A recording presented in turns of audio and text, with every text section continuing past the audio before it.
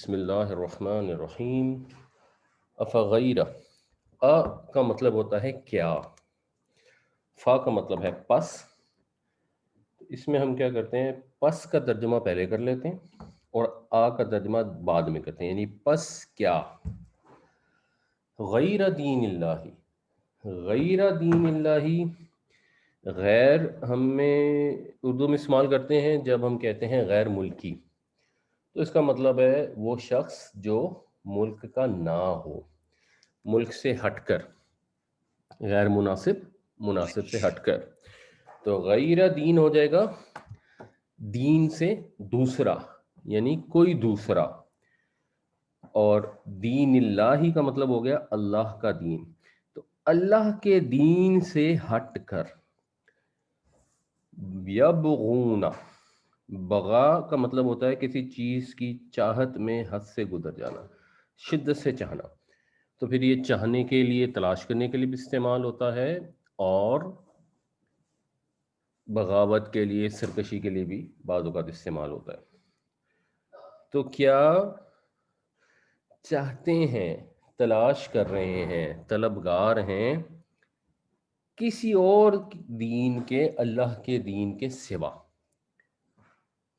وا، اور اس واو کو کہتے ہیں حالیہ، یعنی حالانکہ سچویشن تو یہ ہے، لہو، اس کے لیے، اسی کے لیے، اسلم، اسلم یسلم، وہ فرما بردار ہوا، اسی کے لیے فرما بردار ہے، من فی السماواتی، جو کوئی بھی آسمانوں میں ہے، والارضی، اور زمین میں ہے، طوعا و کرہن، اطاعت ہوتی ہے خوشی خوشی، جو طوعا ہے اس میں خوشی خوشی کا مفہوم شامل ہے، اور کراہت ہوتی ہے جو آتا ہے نا، لا اکراہ فی الدین، تو کریہا، یکرہو کا مطلب ہوتا ہے ناپسندیدہ سمجھنا، برا سمجھنا، اور برا سمجھتے ہوئے کسی کام پہ اگر مجبور کیا جائے تو وہ کراہت ہوتی ہے، یعنی چاہے خوشی سے چاہے مجبوری سے، جو بھی چیز ایگزسٹ کرتی ہے آسمانوں اور زمین میں، وہ اس کی فرما بردار ہے۔ تو یہ ایک فیکٹ بتایا جا رہا ہے کہ اللہ تعالیٰ کی فرما برداری کی تو یہ آپشن ہے ہی نہیں، انسانوں اور جنوں کو معمولی درجے کا اختیار ملا ہے کہ وہ اپنے عقل سے کچھ فیصلے کر سکتے ہیں، ان کے پاس بھی جو 99% ان کی فنکشننگ ہے اس میں ان کو اختیار نہیں ہے۔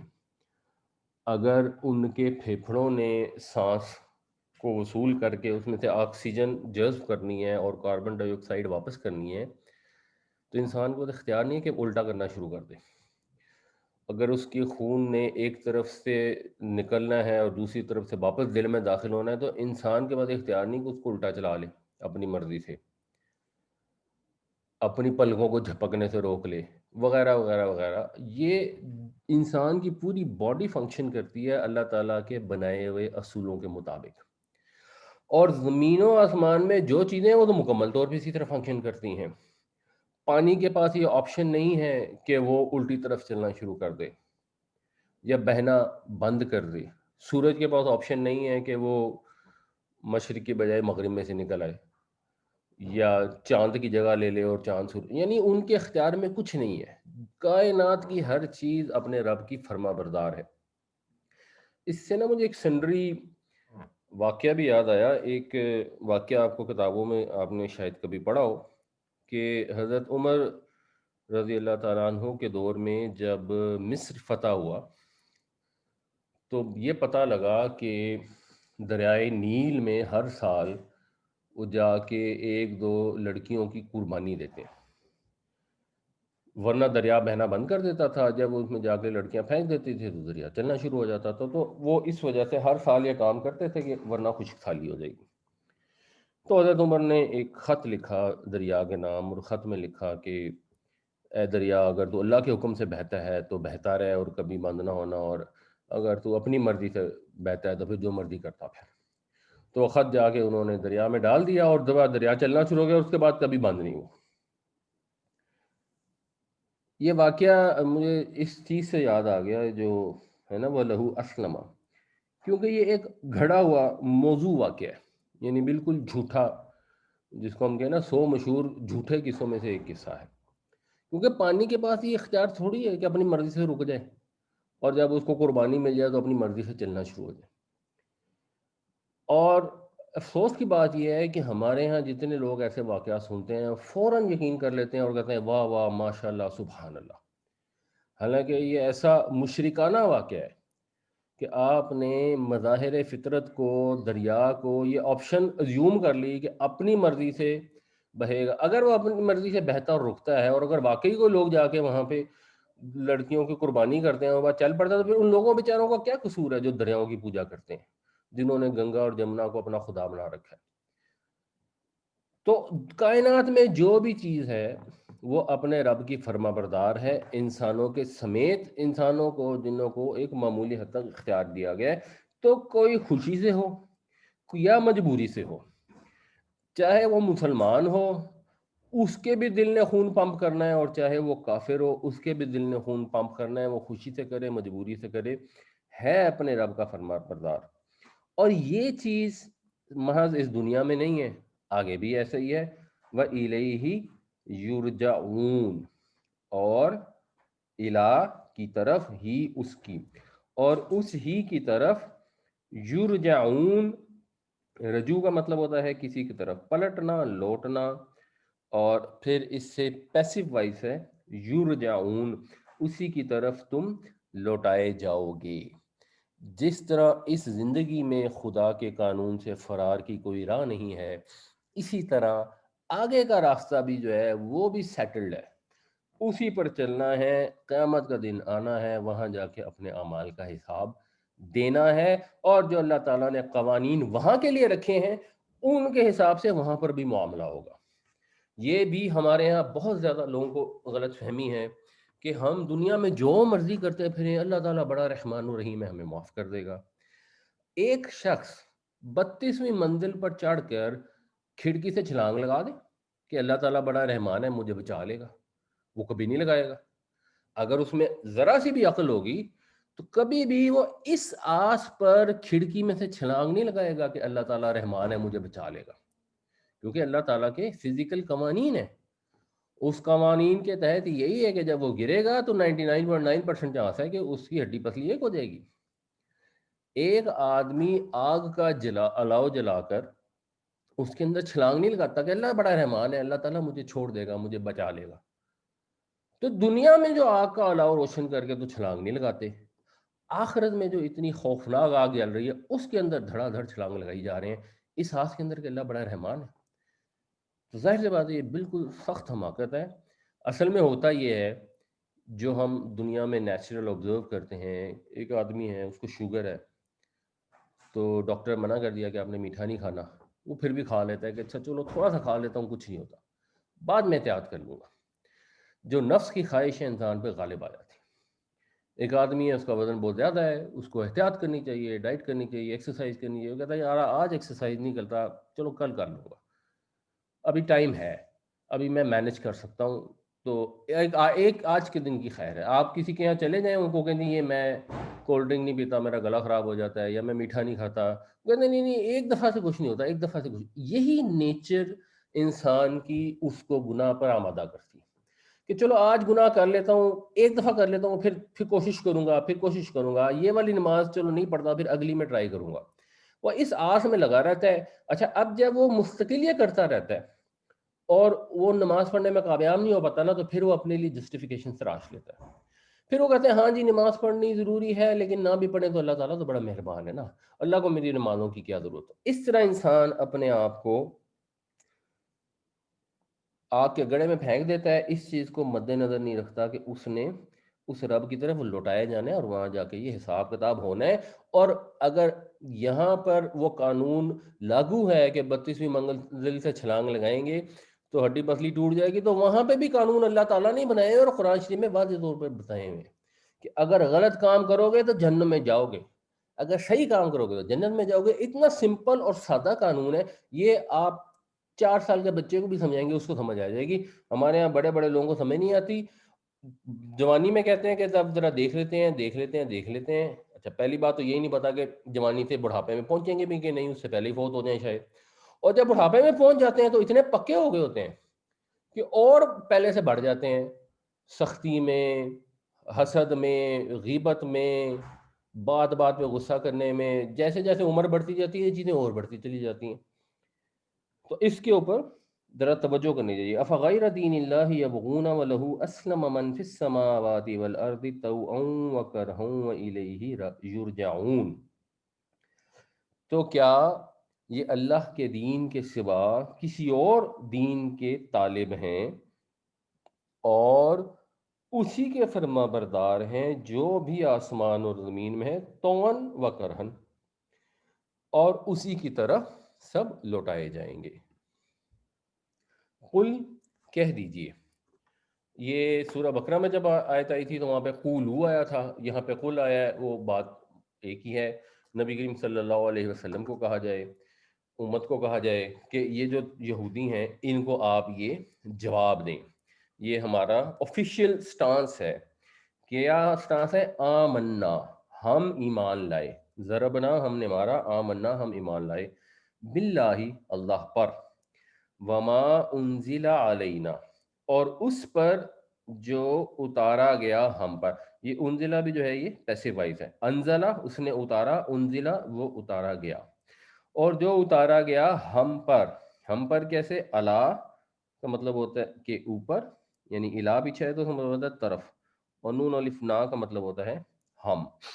तो जो उतारा गया हम पर, वमा उन्जिला, और जो उतारा गया अला इब्राहीमा, इब्राहीम अलैहिस्सलाम पर।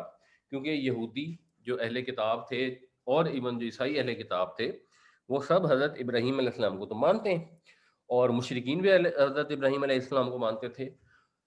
अब उनको बताया ये जा रहा है कि ये जो दीन हम फॉलो करते हैं ये इब्राहीमी दीन ही है, इसके अंदर कोई डिफरेंस नहीं है उससे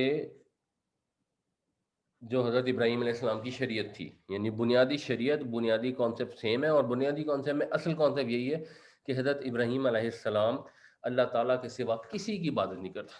वो मुकम्मल यकसू फरमाबरदार थे। तो अगर तुम कोई और दीन ढूंढना चाहते हो तो तुम ढूंढ लो।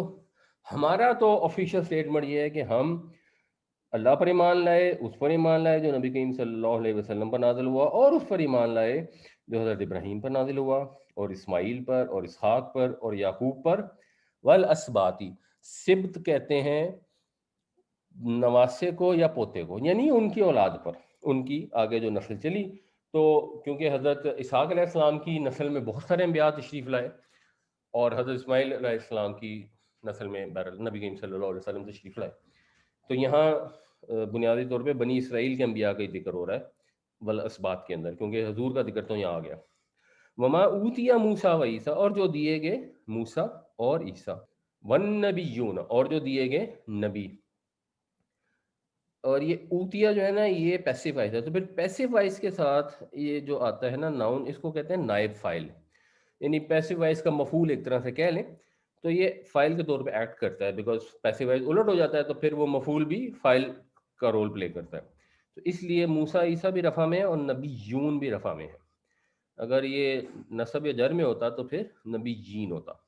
वमा ऊतिया मूसा व ईसा वन नबी यूना मिर रब्बिहिम, और जो दिए गए मूसा और ईसा और अंबिया जो दूसरे नबी थे अपने रब की तरफ से।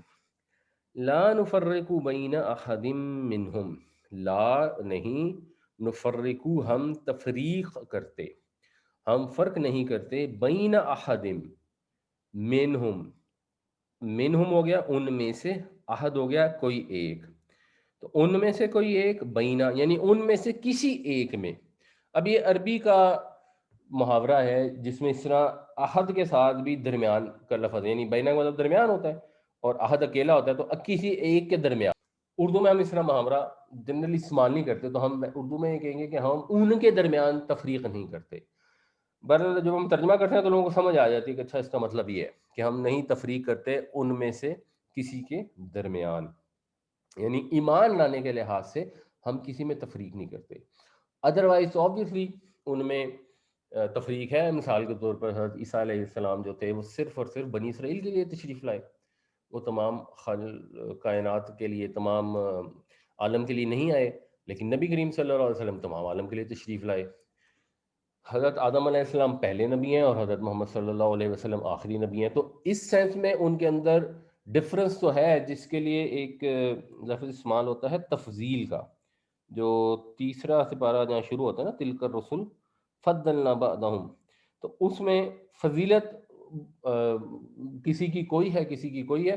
اور ہمیں نبی کریم صلی اللہ علیہ وسلم نے یہ منع کیا کہ اس طرح فضیلتیں بیان نہ کرو اور مجھے کسی دوسرے نبی کے اوپر فضیلت نہ دو، ورنہ ادروائز نبی کریم صلی اللہ علیہ وسلم فضیلت میں ویسے سب سے بڑھ کر ہیں.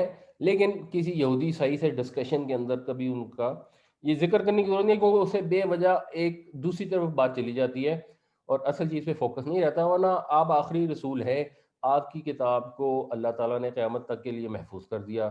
قیامت تک کے لیے اب آپ ہی کے سب فالوور ہوں گے. اور ایون حضرت عیسیٰ علیہ السلام بھی تشریف جب لائیں گے تو حضرت محمد صلی اللہ علیہ وسلم کی شریعت کے ہی فالوور ہوں گے.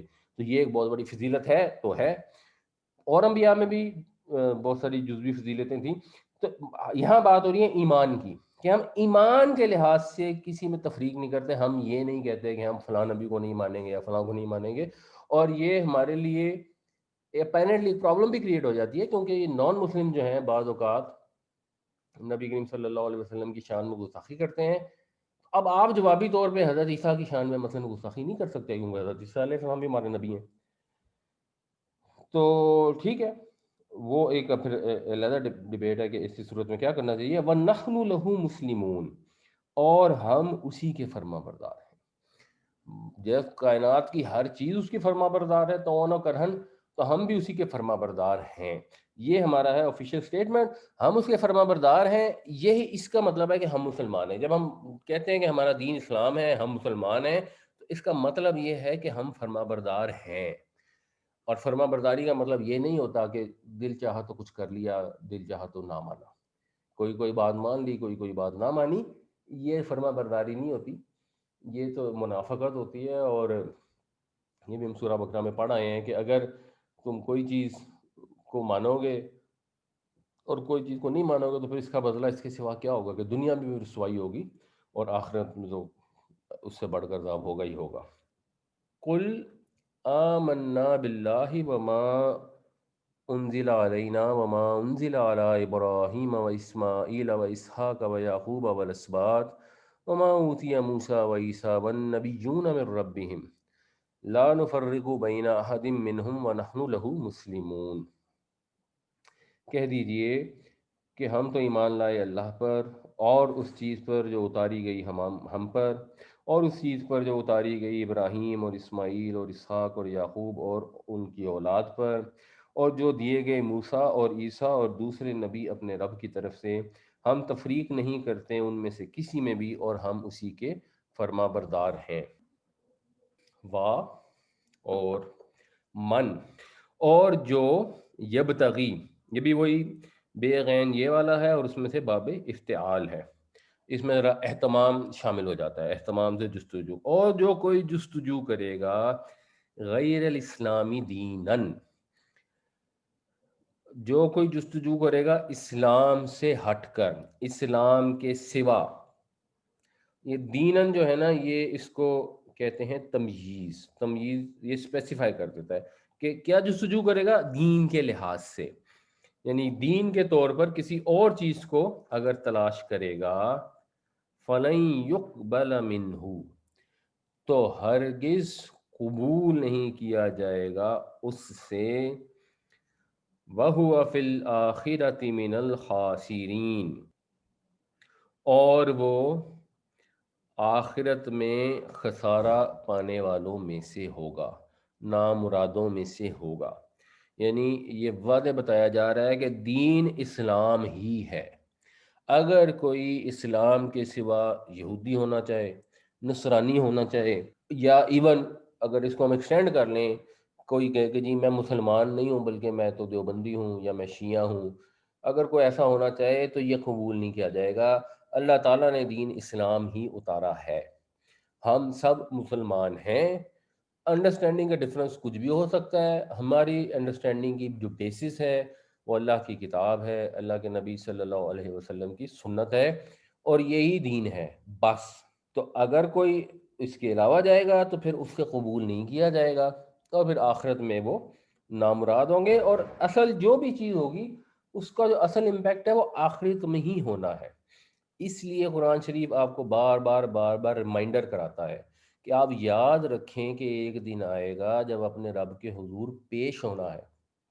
تو یہ زندگی بڑی قیمتی ہے، یہ زندگی معمولی نہیں ہے. اس کی مدد سے وہاں کی منزلیں آسان ہونی ہے. تو جتنا وقت ہے آپ کے پاس اس وقت کو موسٹ پروڈکٹیولی اللہ تعالیٰ کی رضا کے مطابق خرچ کریں. مستقل انٹرٹینمنٹ اور محض پیسہ کمانے اور محض نفسانی خواہشات کو فالو کرنے کے پیچھے اپنی زندگی کو برباد نہ کریں. قیامت والے دن جب وہاں پہنچیں گے تو جو ایک ایک لمحہ بھی ضائع کیا ہوگا اس کی ریگریٹ ہوگی. تو اللہ تعالیٰ نے یہ وعدے کر دیا ہے، ہمیں فرما برداری ہی کرنی ہے، ہمارے پاس اور کوئی آپشن نہیں ہے. تو فوکس اسی پہ کریں، اور اللہ تعالیٰ سے پھر دعا بھی کریں کہ اللہ تعالیٰ ہماری خطاؤں، کمیوں، کوتاہیوں سے درگزر فرمائے اور ہمیں صحیح کام کرنے کی توفیق عطا فرمائے. وَمَن يَبْتَغِ غَيْرَ الْإِسْلَامِ دِينًا فَلَن يُقْبَلَ مِنْهُ وَهُوَ فِي الْآخِرَةِ مِنَ الْخَاسِرِينَ. اور جو کوئی طلبگار ہوگا اسلام کے سوا کسی اور دین کا تو ہرگز قبول نہ کیا جائے گا اس سے، اور وہ آخرت میں خسارہ اٹھانے والوں میں سے ہوگا. یہاں پر آپ صرف ایک چیز نوٹ کریں کہ یہ لفظ آیا ہے لن، اس کا مطلب ہوتا ہے نیور، ہرگز نہیں. اور اس کے بعد جو یقبلہ ہے اس کے اوپر زبر آ گئی ہے، نصب آ گیا ہے. ویسے یہ یقبلو ہوتا ہے. تو اس کو ہم آگے دوبارہ پھر ڈسکس کریں گے انشاءاللہ. کیف یہد اللہ، کیفا ہم سب جانتے ہیں اس کا مطلب ہوتا ہے کیسے. جو عربی لوگ ٹوٹی پوٹی سیکھتے ہیں نا تو یہی سیکھتے ہیں کیفا حالو کا، آپ کا حال کیسا ہے. تو کیفا کیسے، یہد اللہ ہدایت دے گا اللہ، کیسے ہدایت دے دے اللہ تعالیٰ، قومن ان لوگوں کو، کن لوگوں کو، کفرو بعد ایمانہم جنہوں نے انکار کر دیا اپنے ایمان لانے کے بعد. یعنی ایمان لے آئے اس کے بعد جانتے بوجھتے ہوئے انکار کر دیا. یہ جو کفر کا مطلب قرآن شریف میں جو استعمال ہوتا ہے یہ جنرلی اس جانتے بوجھتے انکار کے متعلق ہی ہوتا ہے. عربی میں کافر کسان کو بھی کہتے ہیں کیونکہ وہ زمین کی گہرائیوں میں اندھیروں میں دانے کو چھپا دیتا ہے جب وہ بیج بوتا ہے. تو کافر بھی یہی کرتا ہے کہ اس کو حق معلوم ہوتا ہے اور وہ اس کو باطل کے اندھیرے میں چھپا دیتا ہے، جانتے بوجھتے ہوئے انکار کر دیتا ہے. پریڈومیننٹلی کافر کا مطلب قرآن شریف میں اسی سینس میں استعمال ہوا ہے، اور ان الفاظ سے بھی واضح ہے کہ کفرو بعد ایمانہم، ایمان لے آنے کے بعد، یہ جان لینے کے بعد کہ حقیقت کیا ہے. یعنی دل میں تو ان کو ایمان حاصل ہو گیا. اگر یہاں اہل کتاب کی بات کی جائے تو انہیں تو صاف پتہ لگ گیا کہ یہ تو اللہ کے رسول ہیں صلی اللہ علیہ وسلم. وہ دیکھتے ہی پہچان گئے. اور کیسا پہچانتے تھے وہ انہیں؟ یعرفونہ کما یعرفون ابناہم، جیسے اپنے بچوں کو پہچانتے ہوں.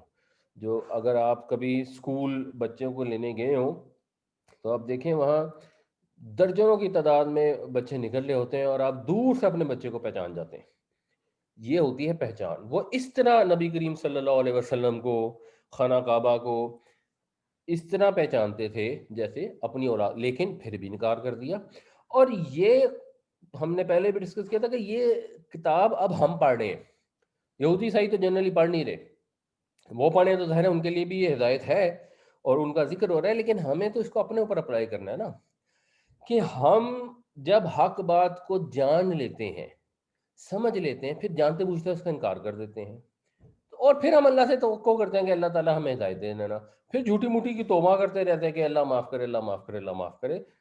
تو کیسے اللہ ہدایت دے دے گا ایسے لوگوں کو جن کو ایمان حاصل ہو گیا پھر جان بوجھ کے انہوں نے انکار کر دیا. جب ہمیں پتہ لگ گیا کہ فضول خرچی منع ہے اور اس کے باوجود جہاں ہمیں موقع لگا ہم نے دبا کے فضول خرچی کر دی، یعنی منہ سے کہتے رہے کہ جی فضول خرچی بری بری گال ہے. جب ہمیں پتہ لگ گیا غیبت کرنا گناہ ہے اور اتنا بڑا گناہ ہے کہ اللہ تعالیٰ نے اپنے مردہ بھائی کا گوشت کھانے سے اس کو تشبیہ دیا قرآن شریف میں، تو ہم پھر جہاں محفل میں بیٹھیں گے ہم کہیں گے جی اللہ معاف کریں، کہنا تو نہیں چاہیے تھا، ویسے بندہ بڑا گھٹیا، انہیں اے کیتا، انہیں وہ کیتا، انہیں فلاں کیتا، پورا اس کا کچا چٹھا لوگوں کو بتا دیں گے. آدھوں کو تو پتہ ہی ہوگا شاید، کیونکہ باقی سارے بھی اسی کام میں لگے ہوئے ہیں. تو یہ عملاً ہم نے اس کا انکار کر دیا. زبان سے ہم کہتے ہیں کہ جی غیبت کرنی بری بات ہے، کسی کی بات نہیں کرنی چاہیے، اللہ معاف کرے، اتنا کہنا تو نہیں، اگر کہنا نہیں چاہیے تو پھر کیا کیوں رہے. تو جب ہم یہ حرکتیں کرتے ہیں تو ہم یہ آیتیں پڑھ کے یہ نہ سمجھیں کہ یہ تو کوئی یہودی تھے نبی کریم صلی اللہ علیہ وسلم کے دور میں، ان کے متعلق ہیں، یا جو آج کے یہودی ہیں یہ ان کے متعلق ہیں. ہم تو نبی کی امت میں سے ہیں، ہم یہ کام کریں گے تو ہمیں کوئی فرق نہیں پڑے گا. اللہ تعالیٰ نے یہ یہودی کا لفظ نہیں لکھا ہوا. اللہ تعالیٰ نے یہ فرمایا کہ کیسے ہدایت دے گا اللہ تعالیٰ ایسے لوگوں کو جو انکار کر دیتے ہیں ایمان حاصل ہونے کے بعد، جو جانتے بوجھتے انکار کر دیتے ہیں، ان کو ہدایت پھر نہیں ملتی. وہ شہیدو، اور وہ اس بات پر گواہ ہیں، وہ یہ گواہی دیتے ہیں، یعنی مطلب یہ کہ وہ جانتے ہیں. کیا جانتے ہیں؟ ان الرسول حق، کہ یہ رسول، اور رسول کسی خاص رسول کی بات، یعنی نبی کریم صلی اللہ علیہ وسلم، کہ یہ رسول سچے ہیں. کیونکہ یہودی تو ایسے ان کو پہچانتے تھے جیسے اپنے بچوں کو پہچانتے ہیں. یعنی اوورال یہ اب ڈسکشن تو یہودیوں کے کانٹیکس میں ہی ہو رہی ہے نا، کہ یہ رسول سچے ہیں. وَجَاءَهُمُ الْبَيِّنَاتُ، اور آ چکی ان کے پاس بینات. بینات یا یہ بیان سے ہے، بیان کا مطلب ہے کہ چیز کو واضح کر دینا، پھر اس سے یہ باب تفعیل ہے. بینہ، جیسے اردو میں بھی ہم کہتے ہیں نا بین ثبوت، یا مبینہ مجرم، یا مبینہ طور پہ یہ کیا، یعنی بالکل واضح پکے پکے طور پہ. تو یہاں پھر بینات سے مراد ہے کھلی کھلی نشانیاں. ٹیکنیکلی یہ کیا ہے یہاں پہ تھا وجاءہم الآیات البینات، یعنی الآیات اس میں محذوف ہے. تو آیات کا مطلب ہو گیا نشانیاں، اور بینات کا مطلب ہو گیا روشن.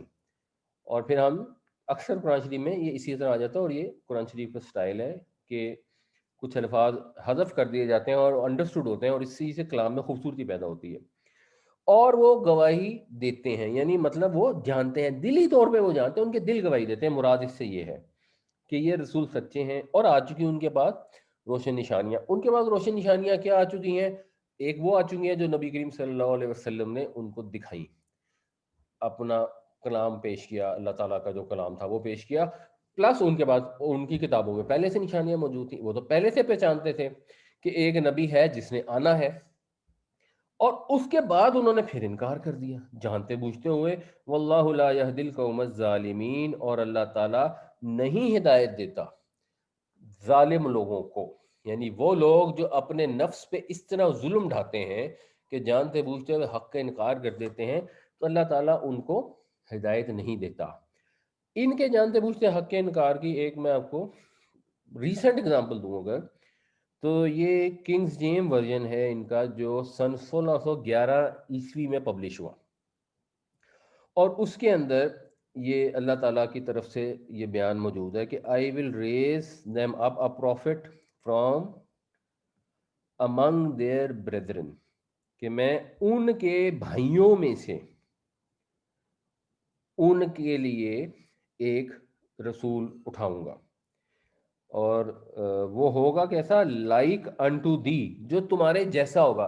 کیونکہ حضرت موسیٰ علیہ السلام کے ساتھ بھی یہی ہوا کہ آپ رسول تھے، پھر آپ کے نے جو جہاں رہتے تھے وہاں پر تکلیفیں آئیں، اور پھر وہاں سے حضرت موسیٰ علیہ السلام نے ہجرت کی، اور جو حضرت موسیٰ علیہ السلام کی مخالف قوم تھی پھر اس پر اللہ کا عذاب آیا، اور پھر حضرت موسیٰ علیہ السلام اپنی قوم کے بادشاہ بن گئے جتنا عرصہ بھی آپ حیات رہے.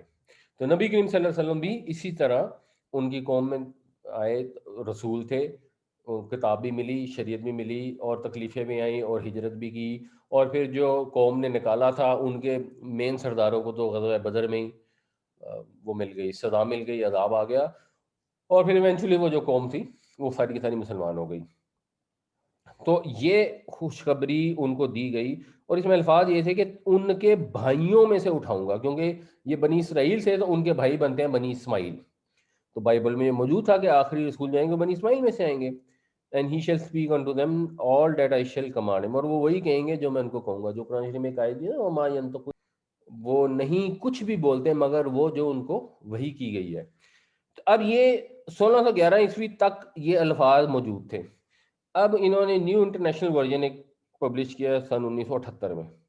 اب اگر آپ اس میں دیکھیں گے تو اس میں لکھا ہوا ہے I will raise up for them a prophet like you from among their fellow Israelites, کہ ان کے جو اسرائیلی ہیں انہی میں سے میں ایک رسول اٹھاؤں گا.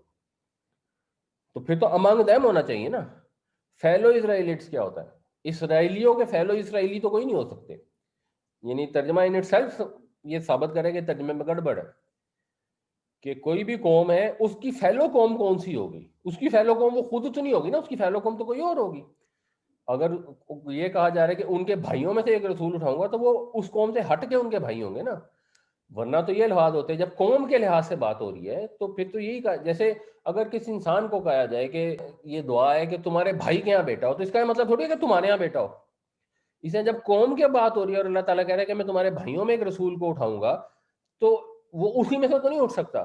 اور پھر انہوں نے جو ٹرانسلیشن کرنے کی کوشش کی وہ بھی illogical اور سیلف کانٹراڈکٹری ہے. لیکن سوچنے والی چیز یہ ہے کہ ان کے پاس اب یہ چیز موجود ہے. انہوں نے دوبارہ اس کی ٹرانسلیشن کی. ایکچولی جو انگریزی مشکل تھی تو انہوں نے 1978 میں ذرا انگریزی آسان کر کے نا موجودہ زمانے کے لحاظ سے انگریزی کرنے کو اور اس کے اندر پھر تحریف کر دی. تو یہ تحریفات بائبل کے اندر آج بھی ہم آبزرو کرتے ہیں بیکاز کے بے شمار ورژن ہیں. اچھا ہم کتنے خوش قسمت ہیں، ہمیں اللہ تعالیٰ نے ایک ہی قرآن شریف عطا فرمایا. اس کا ایک ہی ورژن ہے. دنیا میں کہیں بھی چلے جائیں جس کو قرأت عامہ کہتے ہیں، ایک ہی قرآن ہے، کہیں پہ بھی آپ چلیں اور قیامت تک کے لیے محفوظ ہے، ہدایت ہے ہمارے لیے. اور ہمیں وہ کوئی اس طرح کی ہمارے پاس پابندی نہیں ہے جیسے یہودیوں نے لگائی ہوئی تھی کہ اپنے عوام کو کتاب پڑھنے ہی نہیں دیتے تھے. تو ہمارے پاس کتاب موجود ہے، صحیح مکمل طور پہ موجود ہے. اور ہماری بدقسمتی دیکھیں ہم پھر بھی پڑھتے نہیں، پڑھ کے اس سے نصیحت نہیں حاصل کرتے، نصیحت حاصل کر کے اس کو اپنے اوپر امپلیمنٹ نہیں کرتے. اور جب ہمیں موقع ملتا ہے تو ہم اب کتاب میں تو تبدیلی کر نہیں سکتے. یہ تو ہمارے لیے کلوز ٹو امپاسبل ہے کہ کوئی ہم اس میں چینجز کر دیں. تو ہم اس کی انٹرپریٹیشن میں چینجز کر دیتے ہیں اور اپنا مقصد حاصل کرنے کے لیے جہاں دل چاہتا ہے وہاں پہ کوئی نہ کوئی اس میں فتویٰ لینا ہوتا ہے تو وہ اپنی انڈرسٹینڈنگ بتا دیتے ہیں کہ اچھا جی یہ فلاں چیز تو یہ نہیں ہے، فلاں سود ہی نہیں ہے. مطلب سود میں تو اس حد تک گزر گیا نا کہ جو نبی کریم صلی اللہ علیہ وسلم کے زمانے میں سود ہوتا تھا اس کے کوئی ایسی ایلین چیز بنا دیا جو پتہ نہیں کیا تھی اور کسی کو پتہ ہی نہیں ہے. کیونکہ آج جو کچھ ہے وہ تو وہ نہیں ہے.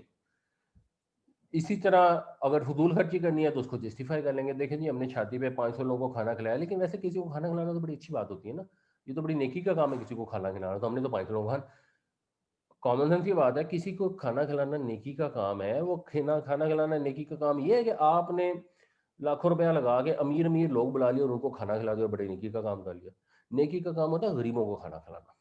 یا اگر آپ کے گھر کو مہمان آ گیا تو اس کو کھانا کھلانا. تو اگر تو آپ شادی میں گھر میں مہمان آئے 5 10 15 اور آپ ان کو کھانا کھلا دیں تو پھر تو واقعی نیکی کا کام ہے. جو باہر کر رہے ہیں وہ فضول خرچی ہے. اور کامن سینس جس میں ذرا سی بھی ہوگی اس کو پتا کہ یہ فضول خرچی ہے، مگر اس کو جسٹیفائی کرنا شروع کر دیں گے. تو یہ جو ہم جسٹیفائی کرتے ہیں اپنے غلط اعمال کو اور کہتے ہیں کہ یہ فضول خرچی، تو وہ فضول خرچی ہے ہی نہیں جس کو قرآن نے منع کیا. یہ سود تو وہ سود ہے ہی نہیں جس کو قرآن نے منع کیا. تو بیسیکلی ہم ایمان لانے کے بعد کفر کا مظاہرہ کرتے ہیں. تو اگر ہم جان بوجھ کے اپنی غلط حرکتوں کو جسٹیفائی کرنے کے لیے دلیلیں گھڑنی شروع کر دیں، جسٹیفیکیشن بنا لیں کہ ہاں جی بس یہ ہم نے جو کیا وہ ٹھیک ہے، تو ہم یہی ہیں جو یہودی ہیں، ہم میں اور ان میں فرق نہیں ہے. کیف یہدی اللہ قوما کفروا بعد ایمانہم وشہدوا ان الرسول حق وجاءہم البینات واللہ لا یہدی القوم الظالمین. کیسے ہدایت دے گا اللہ ایسی قوم کو جس نے انکار کر دیا ایمان لانے کے بعد اور وہ گواہ ہیں اس چیز پر اور وہ جانتے ہیں یہ بات کہ یہ رسول سچے ہیں اور آ چکی ہیں ان کے پاس روشن نشانیاں، اور اللہ تعالیٰ ظالم لوگوں کو ہدایت نہیں دیتا. اولئک جزاؤہم، اب یہ اولائی کا ہو گیا، یہ وہ لوگ ہیں، جزاؤہم ان کی جزا یہ ہے، یعنی یہ لوگ ہی تو ہیں جن کا بدلہ یہ ہے. ان لوگوں کا بدلہ یہ ہے انا کہ علیہم لعنت اللہ. یہ جو لفظ انا ہے نا، آپ جب وہ بعض اوقات دیکھیں گے لفظ ب لفظ ترجمے میں نا، تو اس میں انا کا مطلب بے شک لکھا ہوتا ہے. انا کا مطلب بے شک قرآن شریف میں بمشکل ایک دو جگہوں پہ ہی بنتا ہوگا. اس کا مطلب کہ ہی ہوتا ہے. اور ان کا مطلب بھی کہ ہوتا ہے. یہاں پر اگر آپ دیکھیں کہ اگر ان آتا نا تو پڑھنا بہت مشکل ہو جانا تھا. اگر یہ ہوتا نا جزاؤہم ان علیہم، وہ مشکل ہو جاتا. یہ اس کی جو سب سے آسان مثال ہے نا، وہ نماز میں اذان میں ہے، جہاں پہ کہتے ہیں نا کہ اشہد ان محمد الرسول اللہ. لیکن جو اس سے پہلے والا جملہ ہے اس میں کہتے ہیں اشہد اللہ الہ الا اللہ. وہاں پہلے میں ان آیا ہے، دوسرے میں انا آیا ہے. مطلب دونوں کا یہی ہے، میں گواہی دیتا ہوں کہ اللہ کے سوا کوئی معبود نہیں، اور میں گواہی دیتا ہوں کہ محمد صلی اللہ علیہ وسلم اللہ کے رسول ہیں. تو اس کا مطلب ہوتا ہے کہ. تو ان کا بدلہ یہ ہے کہ علیہم، ان کے اوپر ہے لعنت اللہ، اللہ تعالیٰ کی لعنت. لعنت کا مطلب ہوتا ہے دور کرنا، دھتکارنا. تو اللہ کا اپنی رحمت سے دور کرنے کو لعنت کہیں گے. اگر انسان کسی کے لیے لفظ استعمال کریں گے تو اس کا مطلب ہوگا کسی کے لیے یہ بد دعا کرنا کہ اللہ کی رحمت اس کو کبھی نصیب نہ ہو. تو ہمیں انڈیویجول کبھی کسی کے متعلق یہ الفاظ استعمال نہیں کرنے چاہیے. لیکن جو اگر ایکسپلینیشن دی جائے کہ وہ لوگ جن کا یہ طرز عمل ہے ان کے ساتھ یہ سلوک ہوگا. اور ہمیں یہ ذہن میں رکھنا چاہیے کہ یہ یہودی اکیلے نہیں ہیں جن کے اوپر ہم یہ اللہ کی لعنت زوم کر کے مطمئن ہو جائیں کہ ہم وہی کام کریں گے تو ہم پر نہیں ہوگی. کیونکہ ایسا اللہ کا چہیتا کوئی بھی نہیں ہے. کوئی بھی اس کے احبا اور ابناؤں میں شامل نہیں ہے کہ جو مرضی کرتے پھرے تو اللہ کے ہاں ہاں یہ تو میرے فیورٹ ہیں، انہوں نے یہ کام کیا تو کوئی بات نہیں، کوئی بات نہیں، ان کی خیر ہے. ہاں اس نے یہ کام کیا نا تو اس پہ میری لعنت ہوگی. تو اللہ تعالیٰ کو ایسا غیر انصاف پسند برائے کرم مت زیوم کریں. اللہ تعالیٰ عدل فرمانے والا ہے. تو اولئک جزاؤہم ان علیہم لعنت اللہ والملائکۃ، یعنی لعنت اللہ مرکب اضافی ہے کہ اللہ کی لعنت. اب والملائکتی میں یہ لعنت ایکچولی یہاں پہ اس کا اثر آ رہا ہے، یعنی ولعنت الملائکتی کہ فرشتوں کی بھی لعنت ہے. والناسی یہ بھی اس میں آ رہا ہے، اور لوگوں کی بھی. اور لوگ کون سے لوگ؟ اس حال میں کہ وہ سب کے سب ہیں، یا اس کو اسپیسیفائر کہیں گے تمیز، یا اس کو کہیں گے حالت. تو اور تمام لوگوں کی بھی. اور یہ لعنت اللہ میں جو تے کے اوپر زبر ہے نا، اس لیے کہ انا کا اسم ہے، یعنی علیہم پہلے آ گیا، ایسے تھا ان لعنت اللہ علیہم، یہ کہ لعنت اللہ کی ہے ان کے اوپر. تو جو لوگ ایسے کریں گے ان کا بدلہ یہی ہے، اللہ کی رحمت سے دوری ہوگی. اللہ کی رحمت سے دوری کا مطلب کیا ہے؟ اللہ کی رحمت سے دوری کا مطلب یہ ہے کہ وہ قیامت والے دن ان پر اللہ کی رحمت نہیں ہوگی. اور قیامت والے دن فرشتے بھی ان پہ لعنت کر رہے ہوں گے، اور قیامت والے دن تمام لوگ بھی ان پہ لعنت کر رہے ہوں گے. اچھا جو نیک لوگ ہیں وہ تو شاید کر ہی رہے ہوں گے کہ یہ تم نے کیا کیا اور اس حال کو پہنچ گئے. اجمعین کا مطلب ہے کہ سب کے سب کر رہے ہوں گے، یعنی جو ان کے ساتھی بھی ہیں وہ بھی ان کے اوپر لعنتیں کر رہے ہوں گے. جو مثلا آتا ہے سورہ احزاب میں آتا ہے غالباً یہ کہ وقالوا ربنا انا اطعنا سادتنا وکبرانا فاضلونا السبیل، کہ اس وقت جو لوگ وہاں جائیں گے اور جہنم میں داخل ہونے لگیں گے نا، تو وہ اللہ تعالیٰ سے کہیں گے کہ یا اللہ اے ہمارے پروردگار، ہم نے اپنے سرداروں اور لیڈروں کی باتیں مانی تو انہوں نے ہمیں سیدھے راستے سے بھٹکا دیا. ربنا آتihim ضعفین من العذاب، یا اللہ ان کو دگنا عذاب دے، کیونکہ ایک تو خود یہ گمراہ ہوئے اور ہمیں بھی گمراہ کر دیا اپنے پیچھے لگا کے. وَلْعَنْهُمْ لَعْنًا كَبِيرًا، اور ان کے اوپر بڑی لعنت فرما. تو یہ وہاں پر جب لوگ جائیں گے جو دنیا میں ایک دوسرے کے ساتھی تھے، آپ اگر غلط کام کر رہے تھے تو آپ کے پیچھے پیچھے چل رہے تھے، وہ وہاں آ کے آپ کو لانتے دیں گے. اگر آپ کسی کے پیچھے پیچھے چل رہے ہیں تو وہ وہی آپ کو وہاں آ کے لانتے ڈالیں گے. تو براہ کرم دنیا میں ایسے لوگوں کی صحبت اختیار نہ کریں جو وہاں پر جا کے ایک دوسرے کو لعنت کر رہے ہوں گے. اس کی بجائے ایسے لوگوں کی صحبت اختیار کریں جو وہاں پر پہنچ کر ایک دوسرے کو سلام کہہ رہے ہوں گے اور سلامتی بھیج رہے ہوں گے. اور یہ دنیا کی زندگی بڑی مختصر ہے اور بڑی قیمتی ہے. اولئک جزاؤہم ان علیہم لعنت اللہ والملائکۃ والناس اجمعین، یہ لوگ، ان لوگوں کا بدلہ یہ ہے کہ ان پر لعنت ہوگی اللہ کی اور فرشتوں کی اور تمام لوگوں کی. اور بنیادی طور پہ یہ بات آخرت کی ہو رہی ہے اور آخرت کی بات ہو رہی ہے، تو اس لعنت کا نتیجہ کیا ہوگا؟ اللہ کی رحمت سے دوری کا نتیجہ کیا ہوگا؟ کہ وہ جہنم میں چلے جائیں گے. تو خالدین فیہا، وہ ہمیشہ ہمیشہ رہیں گے اس میں. لا یخفف عنہم العذاب، یہ بھی ہم اردو میں استعمال کرتے ہیں اسی باب تفعیل سے ایک لفظ تخفیف. تخفیف کا مطلب ہوتا ہے کسی چیز کا ہلکا ہونا. تو لا یخفف پیسو وائز ہے، نہیں ہلکا کیا جائے گا، عنہم ان سے، العذاب عذاب کو. یہاں پہ بھی آپ دیکھیں عذاب کے اوپر پیش ہے، یہ رفع میں ہے کیونکہ یہ پیسو وائز میں مفعول ہے. اس کو پھر عربی جو گرامر والے ہیں وہ کہتے ہیں نائب فائل، تو یہ رفع میں ہوتا ہے. تو ان کو عذاب ہلکا نہیں کیا جائے گا، وا اور لا نہ، ہم ینظرون. اچھا یہ بھی پیسو وائس ہے. نظر کا مطلب ہوتا ہے دیکھنا، اور اس سے نا پھر ایک انتظار کرنے کا مفہوم بھی شامل ہو جاتا ہے. اور اس سے جو باب افعال بنتا ہے نا وہ بنتا ہے انذرا ینذرو. اچھا انذرا ینذرو اور نظرا ینظرو دونوں سے جو پیسو وائز بنتا ہے نا وہ یہی آتا ہے ینظرونا. پھر یہ کانٹیکٹ سے پتہ لگتا ہے. تو یہاں باب افعال والا ہے. باب افعال میں ہوتا ہے یعنی تین حرفی میں ہوتا ہے کسی کو دیکھنا، اور افعال میں ہوتا ہے کسی کو مہلت دینا، کسی کو دیکھنے کا موقع دینا. تو ان کو مہلت نہیں دی جائے گی، ولا ہم ینظرون، اور نہ ہی انہیں کوئی مہلت دی جائے گی. یہ سچویشن ہوگی وہاں پر، اور سچویشن یہ ہوگی کہ لوگ رو رو کے درخواستیں کریں گے کہ ہم سے عذاب ہلکا کر دیا جائے تھوڑی دیر کے لیے، اور تھوڑی دیر کے لیے بھی عذاب ان سے ہلکا نہیں ہوگا. وقال الذین فی النار لخزنۃ جہنم، اور وہ لوگ جو جہنم میں ہوں گے وہ کہیں گے جہنم کے پہرے داروں سے، ادعوا ربکم، کہ اپنے رب کو پکارو، یعنی ہمارے بہاف پہ تم اللہ تعالیٰ سے التجا کرو، یخفف عنا یوما من العذاب، ہمیں ایک دن کے لیے نا عذاب میں سے ہلکا کر دے. یہ نہیں کہ عذاب ختم کر دے، عذاب ہلکا کر دے. اور یہ نہیں کہ ہمیشہ کے لیے ہلکا کر دے، نہیں، ایک دن کے لیے ہم سے عذاب ہلکا کر دے. آگے سے وہ جواب دیں گے، قالو، تو وہ کہیں گے اولم تکو تأتیکم رسلکم بالبینات، تمہارے پاس تمہارے رسول نہیں آئے تھے روشن نشانیاں لے کے، تمہارے پاس واضح ہدایات کے ساتھ انبیاء تشریف نہیں لائے تھے؟ قالو بلا، تو یہ کہیں گے کیوں نہیں آئے تھے؟ تو وہ قالو، وہ کہیں گے فدعو، تو پھر دعا کرو، خود ہی پکارو، ہمیں کیوں کہہ رہے ہو پکارنے کو؟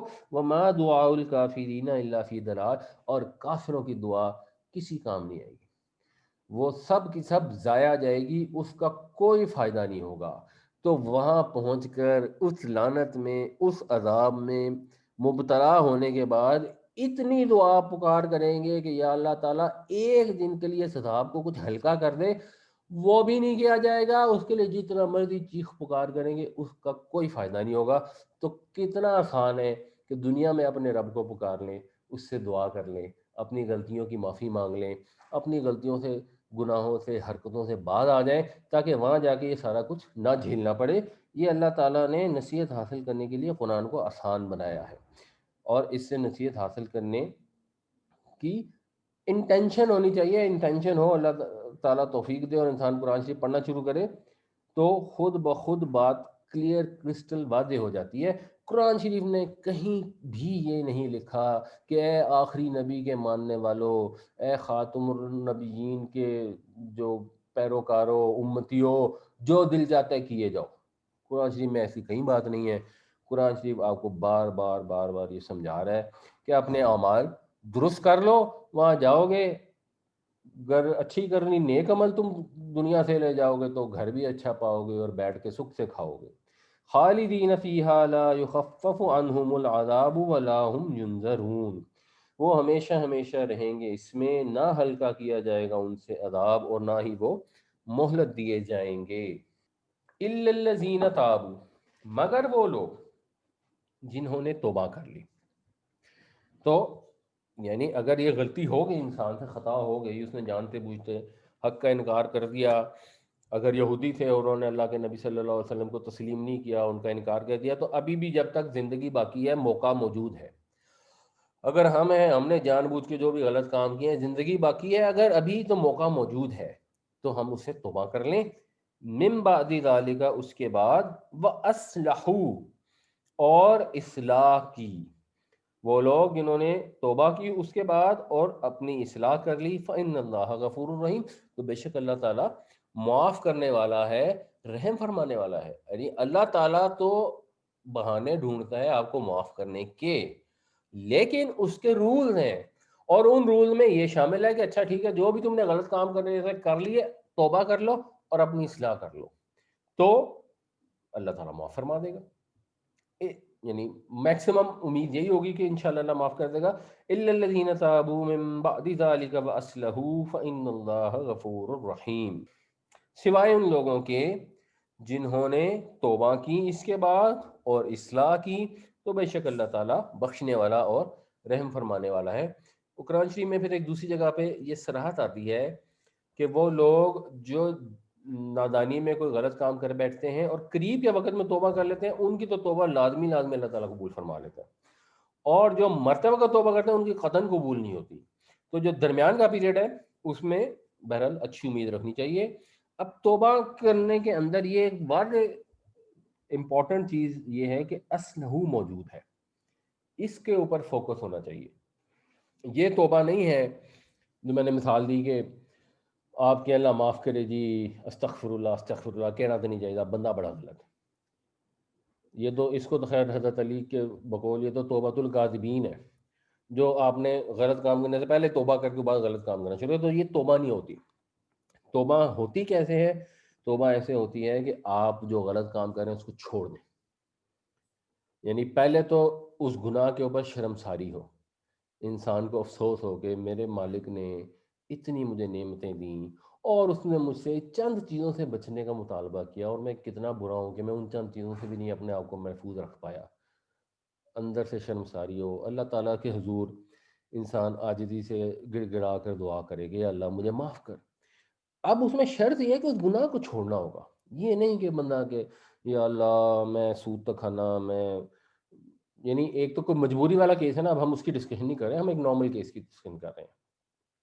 یا ایک آدمی شراب پیتا ہے، یہ ایک آدمی نماز نہیں پڑھتا اور اللہ سے مانگے اللہ میں نماز سے نہیں پڑھتا تو مجھے معاف کر دے. بھئی نماز پڑھنی شروع کریں، یہ تو فرسٹ سٹیپ ہے.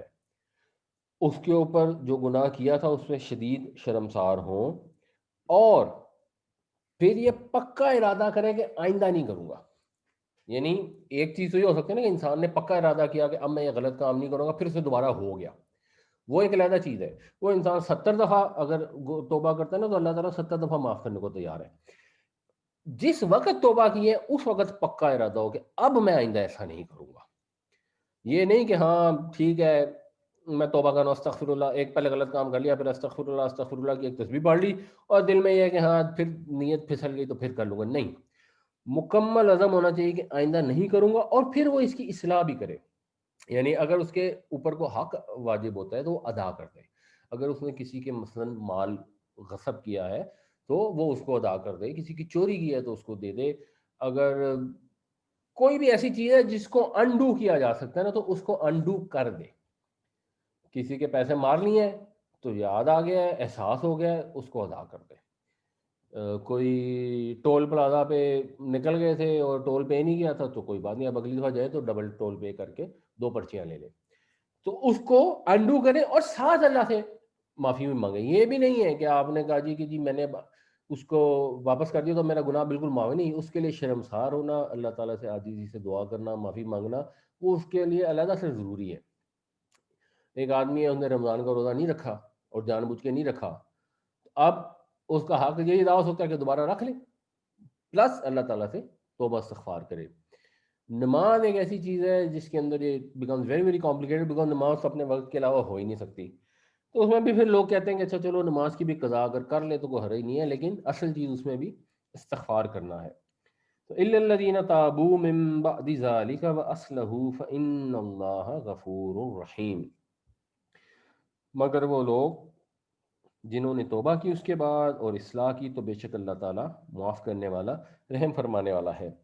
اس میں ایک چیز اور نوٹس کرنے والی ہے کہ یہ جو الفاظ لکھے ہوئے ہیں، اب عربی قرآن شریف میں جائیں گے تو ایسے ہی لکھے ہوں گے، لیکن آپ نے اس کو من بعدی نہیں پڑھنا، اس کو مم بعدی پڑھنا ہے. تو ہمارے قرآن شریف میں یہاں پر ایک چھوٹی سی میم لگی ہوتی ہے، اور اگر ہم غور کریں تو میں مختصر کروں گا، ہم نے پہلے بھی ڈسکس کیا، اردو میں مثلا ایک لفظ استعمال ہوتا ہے میم نون بے رے، اس کو ہم پڑھتے ہیں ممبر، کیونکہ جب یہ نون بیچ میں آتی ہے نا تو یہ نون غنہ بن جاتی ہے، تو جب نون غنہ بنتی ہے تو یہ منبر نہیں پڑھی جا سکتی، تو یہ ممبر پڑھی جاتی ہے۔ یہ بھی اسی طرح مم بعدی، جب بھی نون کے بعد بے آئے گی تو وہ غنہ ہو کے وہ میم کی آواز نکلتی ہے، تو الا الذین تابوا من بعد ذلک ان الذین کفروا بعد ایمانہم، بے شک وہ لوگ جنہوں نے کفر کیا اپنے ایمان لانے کے بعد، ثم ثم بھی پھر کے لیے استعمال ہوتا ہے، فا بھی پھر ہوتا ہے، فا ذرا اسی فلو میں ہوتا ہے، ثم جو ہوتا ہے نا اس کے بیچ میں کچھ گزر جاتا ہے، تو اب مزید وقت گزر گیا، کیا ہوا؟ ازدادو کفرن، ازدادو کفرن، اصل میں نا اس میں یہ جو زے یہ اور دال، جس کو قاری صاحب پڑھیں گے تو بولیں گے زا یا اور دال، تو اس کا ہوتا ہے زیادہ یزیدو، اس کا مطلب ہوتا ہے کسی چیز کو زیادہ کرنا، کسی چیز میں اضافہ کرنا، اس سے جو بنتا ہے نا باب افتعال، افتعال ویسے تو بنے گا از تیادہ، استیادہ بنتا ہے ایکچولی جب اس میں باب افتعال لگا، افتعالہ کرتے ہیں نا تو وہ استیادہ بن جاتا ہے، اور اس کے اندر ہوتا یہ ہے کہ یہ تے جو ہے نا یہ پھر دال سے کنورٹ ہو جاتی ہے، تو یہ بن جاتا ہے از دادا۔ تو اچھا یہ جو باب افتعال ہوتا ہے اس کا مطلب ہوتا ہے کسی چیز کا زیادہ ہونا، تین لیٹر کا مطلب ہے کسی چیز کو زیادہ کرنا، اور افتعال کا مطلب ہوتا ہے کسی چیز کا زیادہ ہونا، تو ثم ازدادو پھر وہ بڑھتے چلے گئے، پھر وہ زیادہ ہو گئے، بڑھتے چلے گئے، کیسے بڑھے؟ کفرن، کفر میں، یہ اب کفر غالباً یا تمیز، تو بے شک وہ لوگ جنہوں نے کفر کیا ایمان لانے کے بعد پھر وہ بڑھتے گئے کفر میں، یعنی اس انکار پہ بڑھتے گئے کا کیا مطلب ہوتا ہے؟ اب اس کو بھی سوچنے والی بات ہے کہ ایک آدمی ہے اس نے کسی چیز کا انکار کر دیا کہ مثلا میں نہیں مانتا نماز نہیں پڑھنی چاہیے، میں نہیں مانتا، یا اس نے کہا کہ میں نبی کریم صلی اللہ علیہ وسلم کو نہیں قبول کرتا، کافر ہوں، تو اب تو وہ کافر ہی ہے نا۔ یہ پریکٹیکل ہے کہ ہم نے کہا زبان سے کہتے رہے کہ ہم نے نماز پڑھنی ہے، پریکٹیکلی نہیں پڑھی، اور اس میں اضافہ کرتے چلے گئے، آج بھی نہیں پڑھی، کل بھی نہیں پڑھی، پرسوں بھی نہیں پڑھی، اس پہ بڑھتے چلے گئے، اور یہاں تک کہ مرنے کا وقت آ گیا، تو اب ہوا کیا کہ نماز تو ہم پڑھ نہیں رہے، اور ویسے استغفر اللہ کی تسبیح روزانہ پڑھتے ہیں، تو اللہ تعالیٰ کہتے ہیں لن تقبل توبتہم، ہرگز قبول نہیں ہوگی ان کی توبہ، یعنی یا تو مرتے وقت جا کے توبہ کر لی، مثلا اگر یہودیوں کی بات ہو رہی ہے تو وہ اگر کفر میں ایسے بڑھتے چلے گئے کہ مخالفت زیادہ کرنی شروع کر دی مسلمانوں کی، اور مزید مخالفت میں اضافہ ہی ہوتا چلا گیا، اور ویسے اپنے طور پہ یہودی بھی ظاہر اللہ کو مانتے ہیں اور اللہ سے توبہ استغفار بھی کرتے ہیں، اور مرتے وقت تو فرعون نے بھی توبہ کر لی تھی، تو اس وقت اگر توبہ کریں گے تو ہرگز قبول نہیں کی جائے گی۔ اور دوسری سینس میں دیکھیں کہ اگر ہم ایک غلط کام کرتے ہیں اور اس پر کاربند ہیں اور کیے جا رہے ہیں، اس پہ بڑھتے چلے جا رہے ہیں، پہلے کم فضول خرچی کرتے تھے پھر زیادہ کرنی شروع کر دی، پہلے کم بے حیائی کا مظاہرہ کرتے تھے یا دیکھتے تھے پھر اس میں زیادہ انوالو ہونے شروع ہو گئے، پہلے ٹی وی پہ ہی دیکھ لاتے تھے پھر سامنے جا کے بھی دیکھنا شروع ہو گئے، بڑھتے چلے گئے، اور ویسے استغفر اللہ بھی کر لی، بیچ میں جا کے ایک آدھا جمرہ بھی کر لیا، یا ملاوٹ کرتے تھے تو پہلے صرف مرچوں میں ملاوٹ کرتے تھے پھر دودھ میں بھی کرنی شروع کر دی، پھر دوائیوں میں بھی کرنی شروع کر دی، اور اس کے بعد اللہ سے ساتھ ساتھ توبہ کرتے رہے، ہر سال جا کے ایک حج عمرہ بھی کر آئے تاکہ گناہ معاف ہو جائیں، تو اللہ تعالیٰ فرماتے ہیں لن تقبل توبتہم، ہرگز قبول نہیں کی جائے گی ان کی توبہ۔ یہ سورہ بقرہ میں بھی ہم نے پڑھا تھا جس میں یہ تھا کہ وہ کہتے تھے کہ ہمیں نہیں چھوئے گی آگ مگر گنتی کے چند دن، تو اللہ تعالیٰ فرماتے ہیں کہ اچھا انہوں نے اللہ سے کو وعدہ لے رکھا ہے کہ گنتی کے چند دن آگ میں جائیں گے اور وہ آگ میں واپس نکل آئیں گے، تو اگر تو وعدہ لیا ہو نا تو اللہ تعالیٰ اپنے وعدے کے خلاف نہیں کرتا، یا یہ اللہ تعالیٰ کے متعلق ایسی بات کرتے ہیں جس کا علم نہیں رکھتے، بلا من کسب سیئۃ وحاطت به خطیئته فاولئک اصحاب النار هم فیہا خالدون، نہیں، وہ لوگ جو برا کام کرتے ہیں اور پھر اس کا گناہ انہیں گھیر لیتا ہے، اس گناہ میں گھر جاتے ہیں، یہی لوگ تو ہیں جو جہنم والے اور ہمیشہ ہمیشہ اس میں رہیں گے۔ آپ جب زندگی میں پہلی دفعہ غیبت کرتے ہیں تو آپ کو احساس ہوتا ہے کہ یار کرنی نہیں چاہیے، اندر سے ضمیر آواز دیتا ہے، لیکن آپ غیبت کرنے کے جب آپ کو چسکا پڑ جاتا ہے، عادت پکی ہو جاتی ہے، پھر آپ کا ضمیر آپ کو روکنا بند کر دیتا ہے، پھر آپ کو یہ سمجھ آنی بند ہو جاتی ہے کہ غیبت کرنا غلط کام ہے، پھر آپ کہتے ہیں نہیں نہیں یہ تو غیبت نہیں ہے، یہ تو میں اس کے منہ پہ بھی یہ بات کر سکتا ہوں۔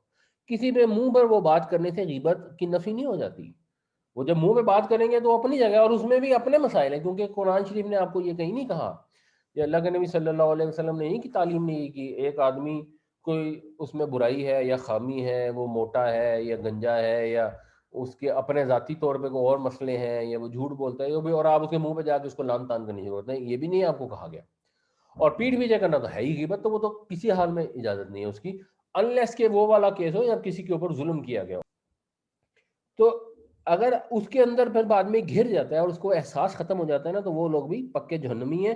یہاں پہ بھی وہی بات ہو رہی ہے کہ ان کی توبہ کبھی قبول نہیں ہوگی، وَأُولَٰئِکَ هُمُ الضَّالُّونَ، اور وہ ہیں کہ وہ ہیں، یعنی اور یہی تو وہ لوگ ہیں جو مکمل طور پر گمراہ ہیں، یہی لوگ اصل میں گمراہ ہیں، گمراہی اصل میں ہے ہی ہے۔ ایک آدمی ہے مشرک کے ہاں پیدا ہو گیا، اس کا باپ اس کو لے کے بت کی پوجا کروا رہا ہے، وہ 7 سال کا تب فوت ہو گیا، 7 سال کی عمر میں بتوں کی پوجا کرتا رہا، اس کو شعور ہی نہیں تھا، وہ نہیں ہے گمراہ، اس سے تو امید ہے اللہ تعالیٰ اس کو جنت میں بھیج دے گا۔ گمراہ وہ لوگ ہیں جن کو ایمان حاصل ہو گیا، جن کو بات سمجھ لگی، اس کے بعد انہوں نے جان بوجھ کے انکار کر دیا، یہی لوگ گمراہ ہیں، چاہے وہ گمراہ بنی اسرائیل میں پیدا ہو جائیں یا بنی اسماعیل میں پیدا ہو جائیں، چاہے وہ کسی ہندو کے گھر میں پیدا ہو جائے، چاہے وہ مسلمانوں کے گھر میں پیدا ہو جائے، جو یہ کام کرے گا وہ گمراہ ہے۔ ان الذين كفروا بعد ایمانهم ثم ازدادوا كفرا لن تقبل توبتهم واولئك هم الضالون، بے شک وہ لوگ جنہوں نے کفر کیا اپنے ایمان کے بعد، پھر بڑھتے چلے گئے اپنے کفر میں، تو ہرگز قبول نہ ہوگی ان کی توبہ، اور یہی لوگ اصلی گمراہ ہیں۔ ان الذین کفروا، بے شک وہ لوگ جنہوں نے کفر کیا، وہ ماتو، اور وہ مر گئے، واہ یہ واو حالی ہوتی ہے، وہ مر گئے اس حال میں، ہم کفارن کے وہ کافر ہی تھے، یعنی جنہوں نے زبانی یا عملی کفر کیا اور مرتے وقت اس حال میں تھے کہ کافر ہی تھے۔ اور اس چیز کو بھی ذہن میں رکھیں، آپ نوٹ کریں کہ آپ کے آس پاس کتنے لوگ ہیں کہ اگر مثلا میری عمر اس وقت 47 سال ہے اور میں کہوں اچھا یار میں نا ایسے کرتا ہوں، جب میں 65 سال کا ہو جاؤں گا نا پھر میں بہت نیک ہو جاؤں گا، تو کافی لوگ ہیں جو 65 سال کی عمر میں جا کے فوت ہوتے ہیں، لیکن کتنے بے شمار لوگ ہیں جو 60 سال میں فوت ہو جاتے ہیں، 55 میں ہو جاتے ہیں، 50 میں ہو جاتے ہیں، 40 میں ہو جاتے ہیں، نوزائیدہ فوت ہو جاتے ہیں۔ فوت ہونے کا تو کوئی ٹائم معلوم ہی نہیں ہے کہ موت کب آ جائے گی، تو جب موت کا وقت ہی نہیں معلوم، مجھے پتہ ہی نہیں ہے کہ میں کل زندہ رہوں گا یا نہیں رہوں گا، تو میں 18 سال بعد کا سوچوں گا، اس وقت میں توبہ کر کے نیک ہو جاؤں گا، ابھی جتنی زندگی انجوائے کرنی ہے انجوائے کر لو، تو اگر وہ 18 سال بعد والا وقت ہی نہ آیا تو پھر کیا ہوگا؟ اگر ہم اس کفر پہ قائم ہوں اور مر جائیں اسی حال میں کہ کافر یوں، فَلَن يُقْبَلَ مِنْ أَحَدِهِمْ، تو ہرگز قبول نہ کیا جائے گا ان میں سے کسی ایک سے بھی، ملء الارض، ملن کہتے ہیں کسی چیز کو بھرنے کو، تو ملء الارض یعنی زمین بھر، ذہبن، ذہب کہتے ہیں سونے کو، تو اس سے زمین بھر سونا بھی قبول نہیں کیا جائے گا، وَلَفْتَدَى بِهِ، اچھا اس کے اندر بھی وہی والا کیس ہے، یہ جو فے دال اور یہ ہوتا ہے، فے دال یہ، اس کا مطلب ہوتا ہے کسی سے کوئی پیسے لے کے چھوڑ دینا، اور اس کا جو باب افتعال ہوتا ہے اس کا مطلب ہوتا ہے اپنے آپ کو چھڑا لینا، جیسے وہ پیچھے تھا نا، زیادہ کا مطلب ہوتا ہے کسی کو زیادہ کرنا، اور اس زیادہ کا مطلب ہوتا ہے خود زیادہ ہو جانا، تو اس میں ہے اپنے آپ کو چھڑا لینا۔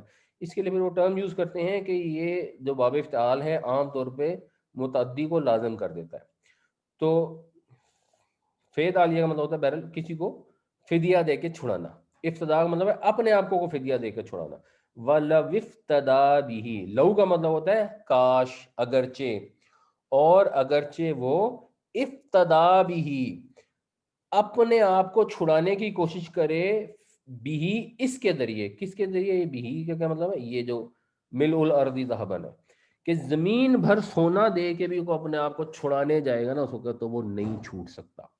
یعنی وہاں پہ تو فدیے میں کسی کے پاس ایک دینار اویلیبل نہیں ہوگا فدیے میں دینے کے لیے. جب ہم قیامت میں پہنچیں گے تو وہاں تو کسی کو کچھ بھی نہیں ہوگا، صرف اعمال ہوں گے.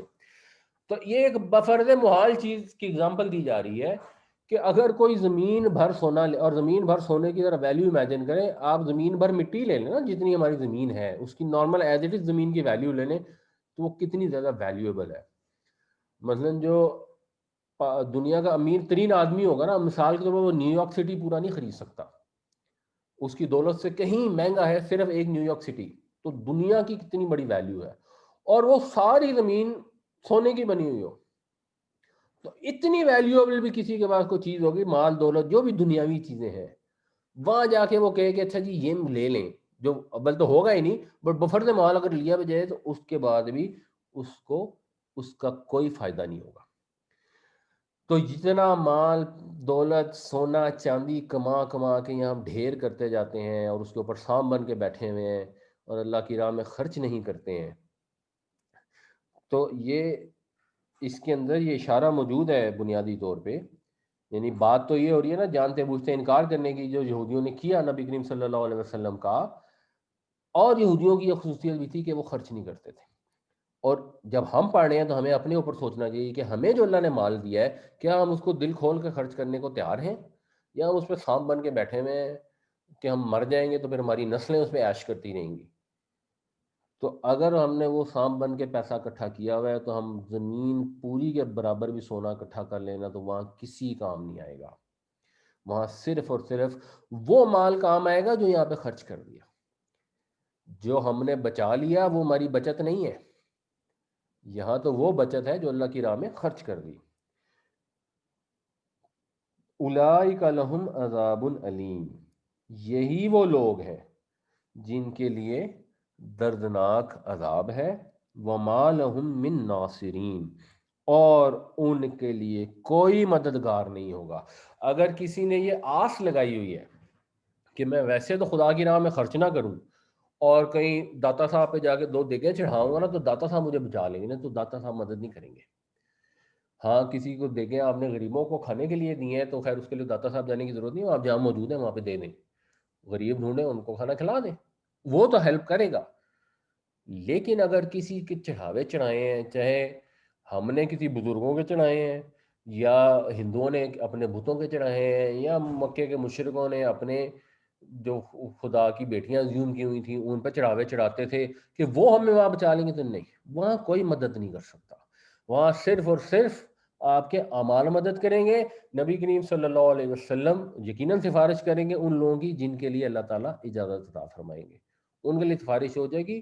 تو اصل چیز عمل ہے، تو عملوں کے اوپر توجہ دیں.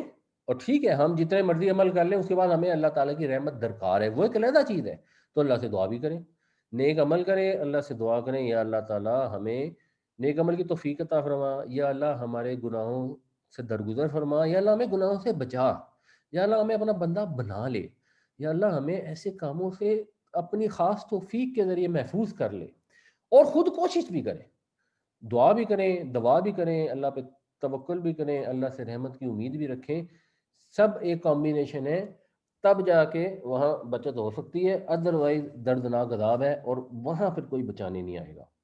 ان الذين كفروا وماتوا وهم كفار فلن يقبل من احدهم ملء الارض ذهبا ولو افتدى به اولئك لهم عذاب علیم وما لهم من ناصرین. بے شک وہ لوگ جنہوں نے کفر کیا اور مر گئے اس حال میں کہ وہ کافر تھے تو ہرگز قبول نہ ہوگا ان سے زمین بھر سونا بھی اگر وہ فدیے میں دیں گے. یہ وہ لوگ ہیں جن کے لیے دردناک عذاب ہے اور کوئی بھی ان کا مددگار نہ ہوگا.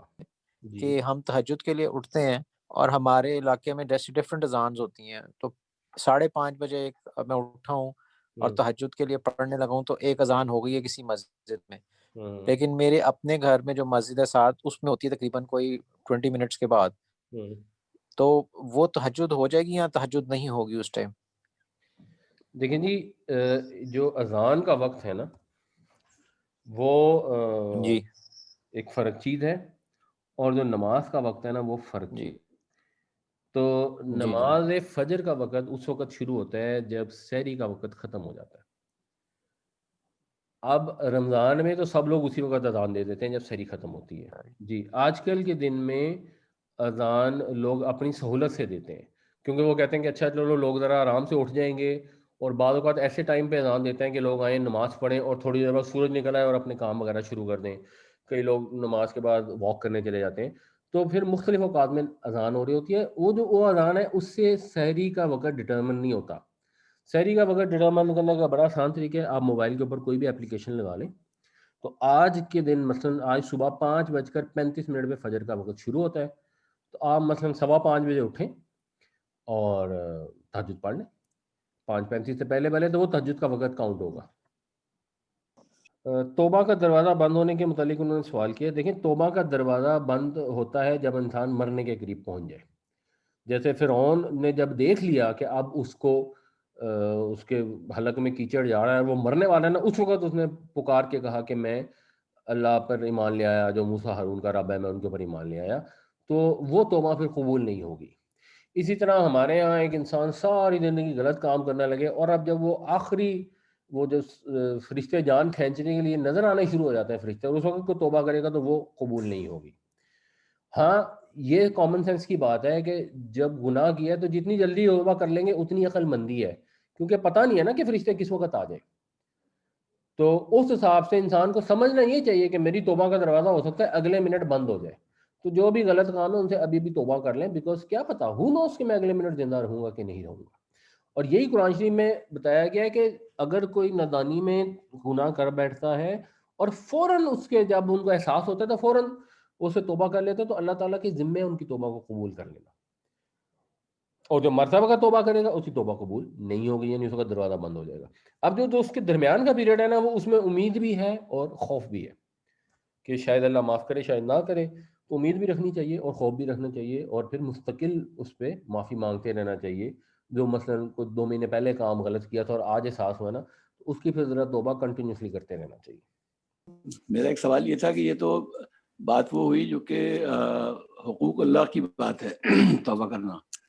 اگر میں نے کسی کے پیسے دینا تھے میری، اور شاید اس وقت نیت تھی یا بری، اور پرانی بات ہے اور اماؤنٹ تو ڈیپینڈ کرتا ہے، اٹس ناٹ این ایشو، تو اب مجھے احساس ہوا کہ میں نے اس کے پیسے دینا اور میں دے سکتا ہوں، اور مگر اور پوری نیت ہے، اب وہاں وہ آدمی مجھے مل نہیں رہا، ٹھیک ہے، تو کوئی کوشش کے باوجود بھی، تو یہ کیس ہے، میں اس لیے بتا رہا ہوں، ایکچوئل ریئل کیس ہے۔